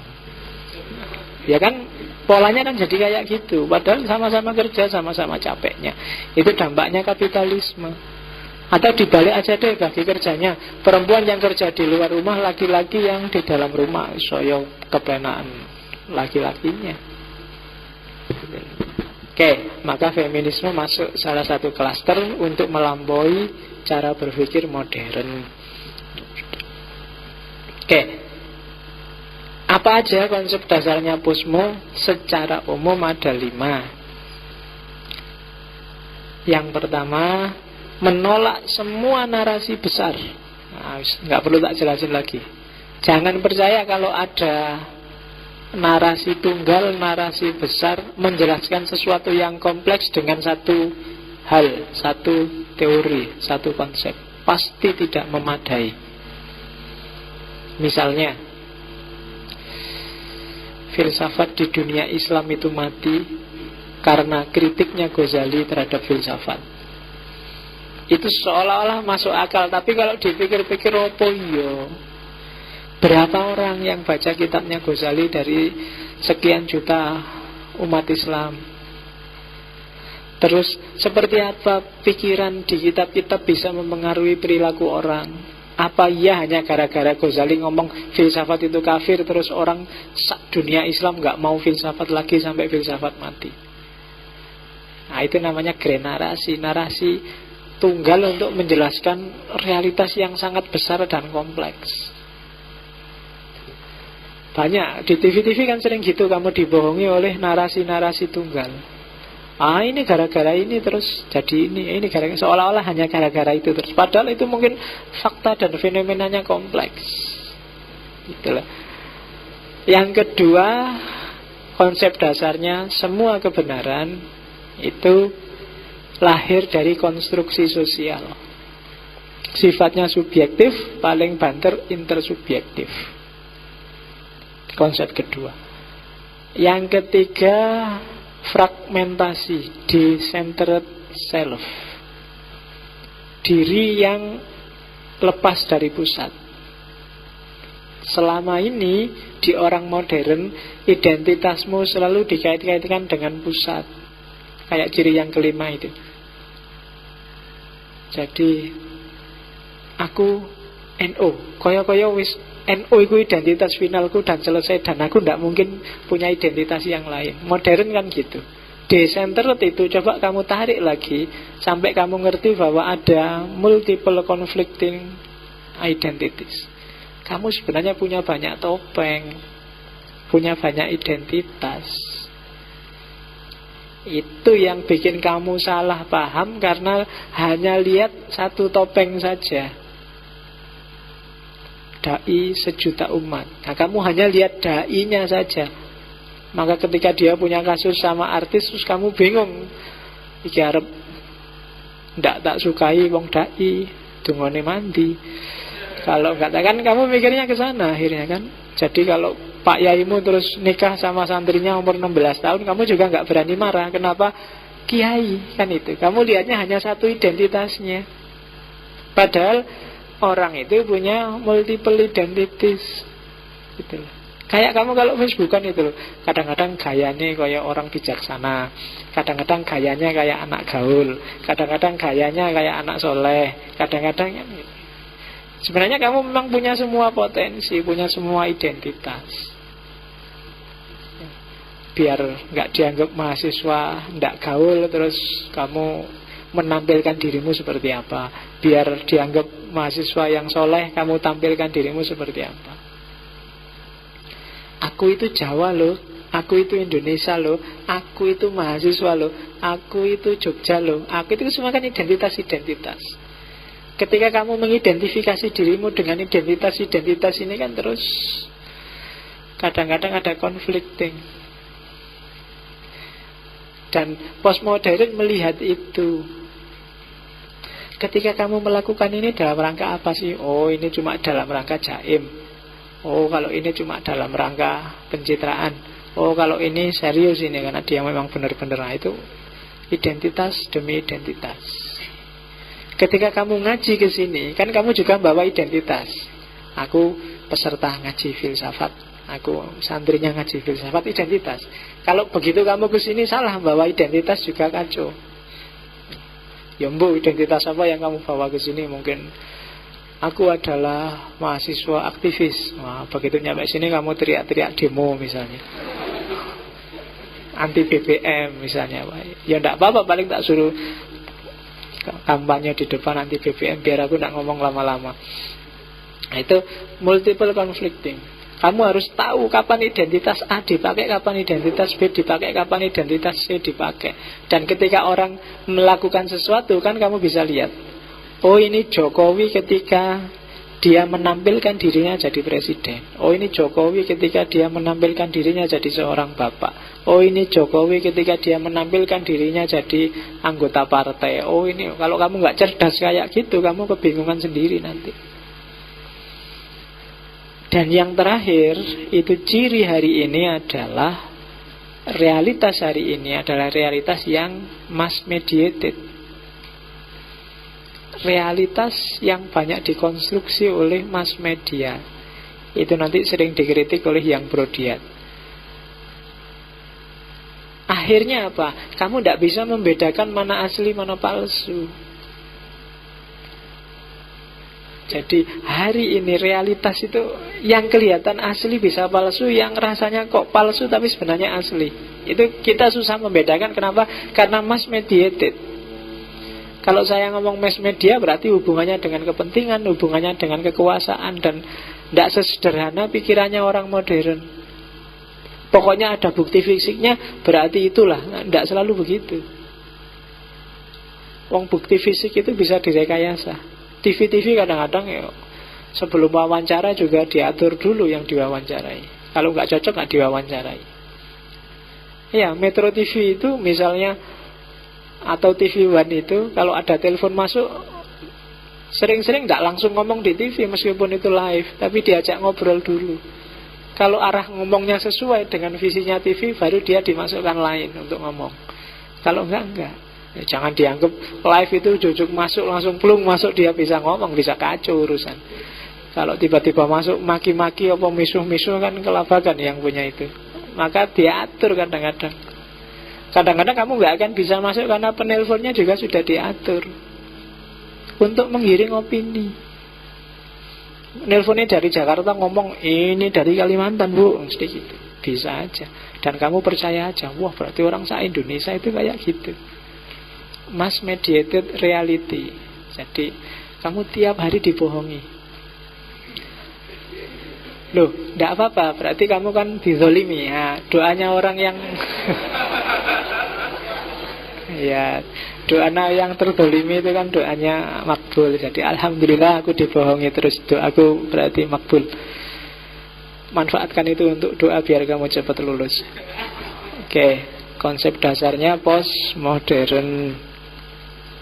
Ini gambarannya kalau dilihat, semua realitas itu sosial konstruk. Sebelum mass media konstruk itu sebenarnya itu sudah rekayasa sosial. Apakah konsep baik buruk kan juga sosial yang ngatur. Baik di sini nggak selalu baik di sana loh.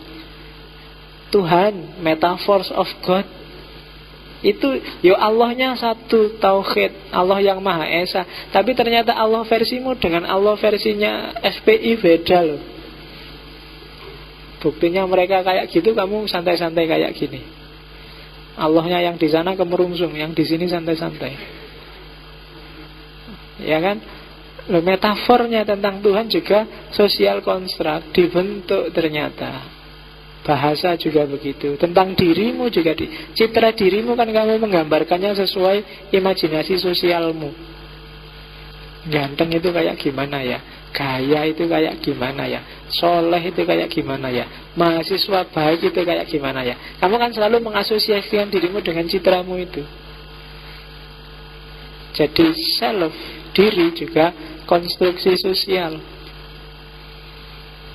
Saya ingin jadi anak yang patuh pak. Ya kan itu.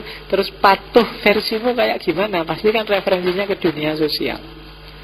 Saya ingin jadi anak yang gaul pak. Nah, gaul itu kan kayak gimana kan konstruksi sosial. Hari ini misalnya di Indonesia, anak pinter adalah anak yang nilainya rata-rata 8 ke atas. Atau anak soleh adalah anak yang hafal Quran. Nah, kan gitu sekarang hari ini kan, semakin banyak hafalannya semakin dia dianggap soleh. Dan konsep kayak gini kan berasal dari dunia sosial. Sekarang kan di mana-mana banyak kan pondok yang hafalan Quran. Oke, itu konsep tentang self. Ada yang hafal Quran di sini? Ada. Dari wajahnya pasti nggak ada. Iya, hafal Quran tidak gampang. Yang penting kamu ngerti lah bahwa Quran itu 30 juz, bahwa Quran itu sampai, kan kayak ceritanya ada menteri berkunjung ke satu pondok hafal Quran, ditunjukkan ini anak-anak kecil sama kiainya ditunjukkan, ini loh Pak Menteri sudah hafal 30 juz. Wah bagus, kurang berapa juz lagi? Ya, nah itu kan bunuh diri namanya kan. Sampai mas paling tidak kamu ngerti lah kalau Quran itu 30 juz nanti daripada masalah. Oke, selanjutnya. Iya, makanya hati-hati kalau nggak ngerti mending jangan ngomong daripada keliru. Terus ada isu gender. Gender juga konstruksi sosial. Bedakan gender sama seks loh ya. Gender itu mana yang laki-laki, mana yang perempuan. Kalau kalian ke Arab, kok ada cowok klimis, nggak punya jenggot, nggak punya kamu itu laki-laki apa bukan sih, mesti gitu. Ya ini tergantung dunia sosial. Cowok itu ya harusnya punya kumis, punya jenggot, ngerokok, ngopi, nongkrong, ngangkring kan gitu. Itu misalnya, itu kan loh, yang kayak gini kan konstruksi sosial. Jadi kalau kamu jadi cowok kumis, nggak punya, ngerokok nggak, ngopi nggak, nongkrong nggak, mawas cowok apa cewek, kan itu kan konstruksi sosial. Jangan takut kalau ada yang ngomong kayak gitu. Itu bikinan dunia sosial, gender. Cewek juga gitu. Cewek itu pakai make up. Nah, kalau ada cowok pakai make up kan terus cowok kok pakai make up misalnya kan. Jangan apa, pakai aja make up, enggak apa-apa. Bila perlu pakai lipstick, pakai itu. Ya. Itu konstruksi sosial itu. Kebenaran juga begitu, nilai-nilai juga begitu. Itu hanya disepakati saja oleh komunitas sosialmu. Oke, maka seorang postmodernis itu, kalau kamu ingin disebut seorang postmodernis, yang pertama adalah dia bergerak mengungkap segala sesuatu secara semiotik. Maksudnya apa? Tidak berhenti di fakta, tapi melihat makna di balik fakta. Itu posmo. Tidak berhenti di fakta teh yang disuguhkan, tapi melihat kenapa kok disuguhi teh.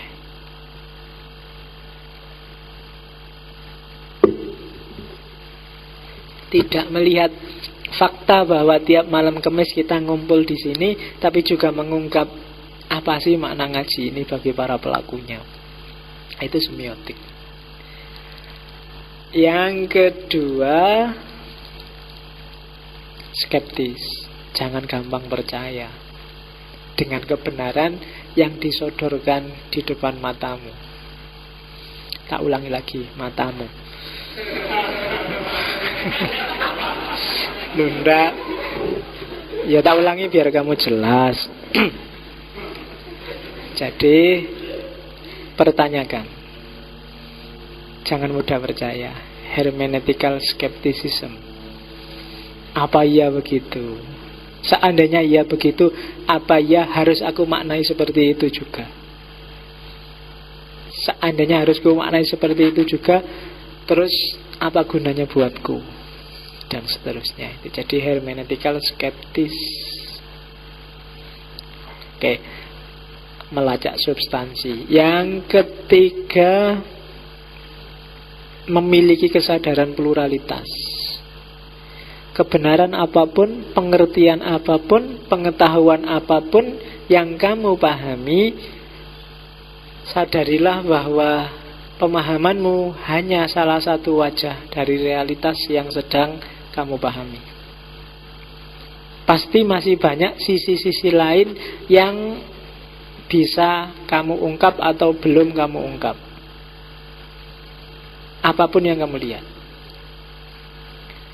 Ngaji ini kan macam-macam. Dilihat dari yang ngaji, atau peserta ngaji, atau takmirnya, atau masjidnya, atau materinya. Itu kan bisa melahirkan persepsi yang beragam. Pokoknya lihat apapun, ingat-ingatlah bahwa ini bukan satu-satunya. Kalau menurut ceritanya Sufi, bahkan bukan satu-satunya, bahwa ini pasti akan berubah. Sufi kan gitu. Kan ada Sufi yang punya cerita, ada seorang muridnya yang dikasih cincin. Guru, saya minta bekal biar hidup saya tentram. Dikasih cincin yang ada tulisannya, ini pasti akan berubah. Itu kan. Dan ternyata bekal cincin ada tulisannya itu ampuh. Dia mengalami apapun terus dia cincin itu, ini pasti akan berubah. Aman dia kan. Waktu sukses seneng-seneng, pengennya terus, ini pasti akan berubah. Ya kan. Seneng-senengnya gak usah pol-pol. Oh iyalah, wong seneng-seneng juga sementara, pasti nanti berubah. Waktu dia depresi, sumpek, gak ada masalah dia, ini pasti akan berubah, tenang aja lah. Paling ya sementara, nanti juga ganti lagi suasananya dari sumpek jadi senang, dan terus sehingga akhirnya hidupnya tenang. Nah itu bisa kalian bikin tip, nanti pulang dari sini pesen gelang opo cincin, kasih tulisan ini pasti akan berubah. Nah, nanti kamu tentrem. Diputus pacarmu sedih, ini pasti akan berubah. Tahu sedang pacaran, ini pasti juga akan berubah. Jadi kamu siap menghadapi segalanya. Oke, nah itu sebenarnya karakter-karakter posmo. Sufine posmo berarti menyadari realitas dan progresivitas hidup. Karena kita sering-sering susah nyari pegangan waktu seneng atau waktu susah. Tapi kalau ada peringatannya, tenang aja, pasti berubah, tenang aja. Ada apa-apa, pasti berubah. Kalau nggak berubah-ubah, dilihat lagi, pasti berubah, tenang aja. Oke. Terus seorang posmo melihat fakultas-fakultas yang lain dalam diri kita masih banyak, tidak cuma rasio dan empiris. Kita punya imajinasi, emosi, naluri, spiritualitas. Semuanya penting. Jangan terpesona hanya oleh akal, hanya oleh empiris, pengalaman nyata. Kemudian yang ketiga, jangan menang-menangan. Yang lain juga kayak kamu. Dia melihat kebenaran versi dia. Dia berpikir sejauh dia mampu. Dia menjangkau kebenaran sesuai kapasitasnya. Yang itu beda dengan kamu. Sehingga kebenaran yang ditemukan beda. Kamu boleh tetap meyakini kebenaranmu sambil kamu ingat bahwa dia juga pasti meyakini kebenarannya. Tidak apa-apa kamu anggap dia salah, tapi tetap kamu hargai dia dengan kebenarannya sebagaimana dia menganggap kamu salah. Nah, itu posmo. Menghargai the other. Jadi yang lain itu bukan sesuatu yang pasti keliru. Kalau logikanya mana keliru mana benar, ya bagi kita dia salah, bagi dia kita yang salah. Jadi Kristen itu benar menurut orang Kristen, sebagaimana Islam itu benar menurut orang Islam. Kan gitu secara fenomenologis. Meskipun secara psikologis bagi kita Islam pasti benar. Nah, secara psikologis bagi orang Kristen, ya Kristen pasti benar. Sebenarnya simple kayak gitu. Cuma kita aja sok-sok cara berpikirnya kayak orang modern tadi. I am the other. Seolah-olah aku sing bener, yang lain mesti salah. Bahkan begitu bahkan sampai terbukti aku yang salah janjane, tapi tidak boleh, aku harus selalu benar, yang lain mesti salah. Kalau aku salah itu khilaf. Manusia kan tempatnya khilaf. Aku harus selalu benar, kan selalu gitu. Nah, orang posmo tidak kayak gitu gayanya. Jadi seorang posmo gayanya yang pertama tidak berhenti pada fakta. Yang kedua, tidak mudah menerima kritis. Yang ketiga, punya kesadaran pluralitas. Yang keempat, punya kesadaran holistik tentang kemampuan dirinya, akal, emosi, imajinasi. Dan yang keempat, menghargai yang lain. Cara berpikirnya tidak hitam putih. Kalau kita punya 5 karakter ini, berarti kita punya bakat jadi orang posmo. Tapi selama kita masih seneng ngeyel, nyari kebenaran versi kita sendiri, dan yang lain harus selalu salah, berarti kita orang modern. Nah, pengen jadi orang modern apa orang posmo itu pilihan. Suka-suka. Ya, tantangannya posmo ada 5 sebenarnya, cuma kita akan jelas kalau nanti masuk ke tokoh-tokoh. Posmo akan juga berhadapan, meskipun dia skeptis terhadap yang dia hadapi, tapi dia juga akan ditantang oleh skeptisisme. Skeptisisme berarti ya, apa ya posmo itu harus diterima begitu saja. Dia juga akan ditanya kayak gitu. Kayak demokrasi itu loh, kita harus demokrasi.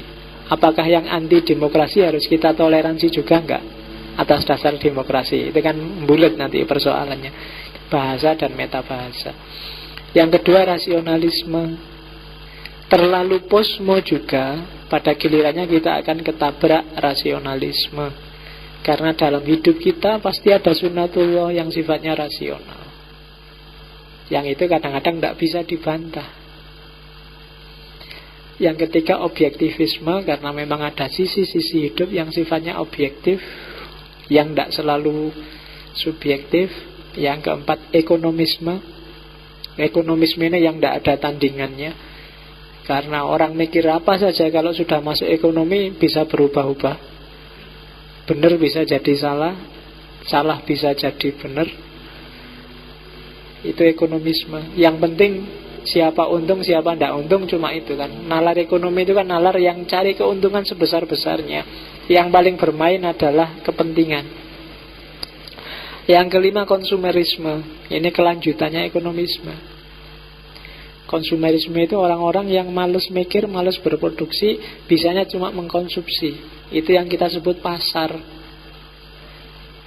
Sebagus apapun postmodernisme atau modernisme, kalau konsumen nggak nerima, kalau pasar nggak mau juga nggak akan laku. Jadi apa-apa ternyata juga ditantang oleh pasar. Kamu punya idealisme seperti apapun, kalau pasarnya nggak suka sama kamu, juga idealisme muspro, sia-sia. Nah, itu tantangan-tantangannya. Nanti satu-satu kalau kita ketemu tokoh-tokoh posmo akan jelas tantangan-tantangan ini. Jadi ini tantangannya postmodern. Terus ya, terakhir, ini catatan saya sebentar untuk mungkin nanti kamu pikir di rumah. Apa sih bedanya modern postmodern di barat sama di Indonesia? Modernisme di barat, seperti tak jelaskan minggu lalu, adalah menghidupkan kembali warisan barat Yunani kuno yang sempat dipinjam oleh Islam, tapi kemudian dirusak oleh kelompok gereja, papasi, kepausan. Itu modern barat. Kemarin tak jelaskan di Enlightenment, pencerahan dan Renaissance. Kalau di Indonesia yang disebut modern adalah mengadaptasi filsafat barat yang asing, yang berkembang lewat pendidikan kolonialis untuk menggantikan adat tradisi yang sudah mapan. Jadi bedanya di situ. Kalau barat menghidupkan khazanahnya sendiri untuk jadi modern, sementara di timur, di Indonesia, untuk jadi modern khazanahnya sendiri dibuang, dia ngambil dari barat. Itu bedanya. Kenapa kita terjebak kelemahan modern sendiri? Dianggap modern ya yang versi barat itu. Yang tidak versi barat itu disebut tidak modern. Itu bedanya di barat sama di Indonesia. Bahkan pendidikannya pun sebenarnya warisan kolonial, seperti tak jelaskan tadi. Sampai semangatnya juga masih semangat kolonial. Kenapa hampir semua alumni, hampir semua sarjana hari ini rebutan untuk jadi PNS? Itu kan sebenarnya mentalitas warisan kolonial. Ketika Belanda bikin politik etis, terus ada tuntutan balas jasa, dibukalah sekolah-sekolah. Cuma sekolah-sekolah yang dibuka Belanda, sekolah untuk melahirkan pegawainya Belanda. Karena Belanda butuh pegawai yang bisa dibayar murah. Lahirlah His, lahirlah Mulo. Itu kan memproduksi pegawai. Jadi semangatnya sekolah adalah untuk jadi pegawai.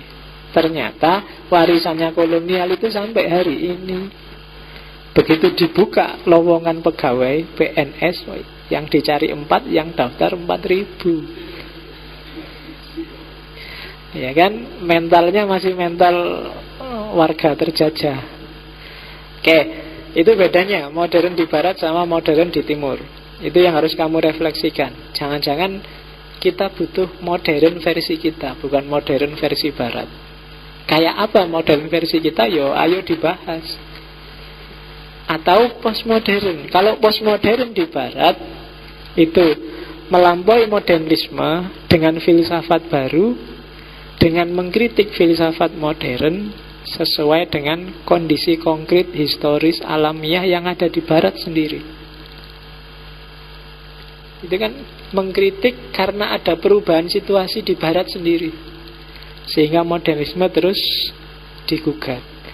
Kalau di Indonesia, postmodern itu mengapresiasi kembali adat, kemudian mengadopsi filsafat asing, apakah itu barat atau Islam, untuk mengkritik modernisme. Jadi kita mengkritik modern juga pinjam dari luar diri kita. Kita mengapresiasi adat kita dengan teori dari luar, apakah itu Barat apa Islam. Islam dalam tanda petik loh ya, maksudnya Arab. Nah, kita sering ke situ. Modern kita kritik, adat kita puji, tapi adat yang kita puji adalah adat yang nilai-nilainya sejalan dengan norma-norma Barat atau norma-norma Arab misalnya. Yang ndak, ini ndak Islami, ini ndak sesuai Barat, ndak sesuai modernitas, ini ndak. Jadi yang sesuai kita apresiasi, yang enggak tetap kita kritik. Modern juga gitu, apakah dia kita kritik, apa kita puji, asal sesuai dengan tradisi yang di luar kita. Itu yang selama ini berjalan di Indonesia. Jadi parameter-parameter yang kita pakai, baik untuk membangkitkan modernisme atau mengkritik modernisme, melahirkan postmodern, bukan parameter kita sendiri. Yang parameter kita sendiri kita masih bingung. Jangankan itu, Bhinneka Tunggal Ika yang ada di kakinya Garuda itu aja kan kita juga masih gagap memaknainya. Itu dulu konteksnya apa, maknanya apa, arahnya kemana, terus manifestasi kalau dalam hidup kebangsaan, kenegaraan, kebersamaan kayak gimana ya kita masih gagap. Jadi kalau tadi ada multi identitas, sebenarnya identitas keindonesiaan kita masih nggak jelas. Makanya tadi di awal saya ngomong Indonesia itu Barat apa Timur. Nah itu bahanmu untuk refleksi.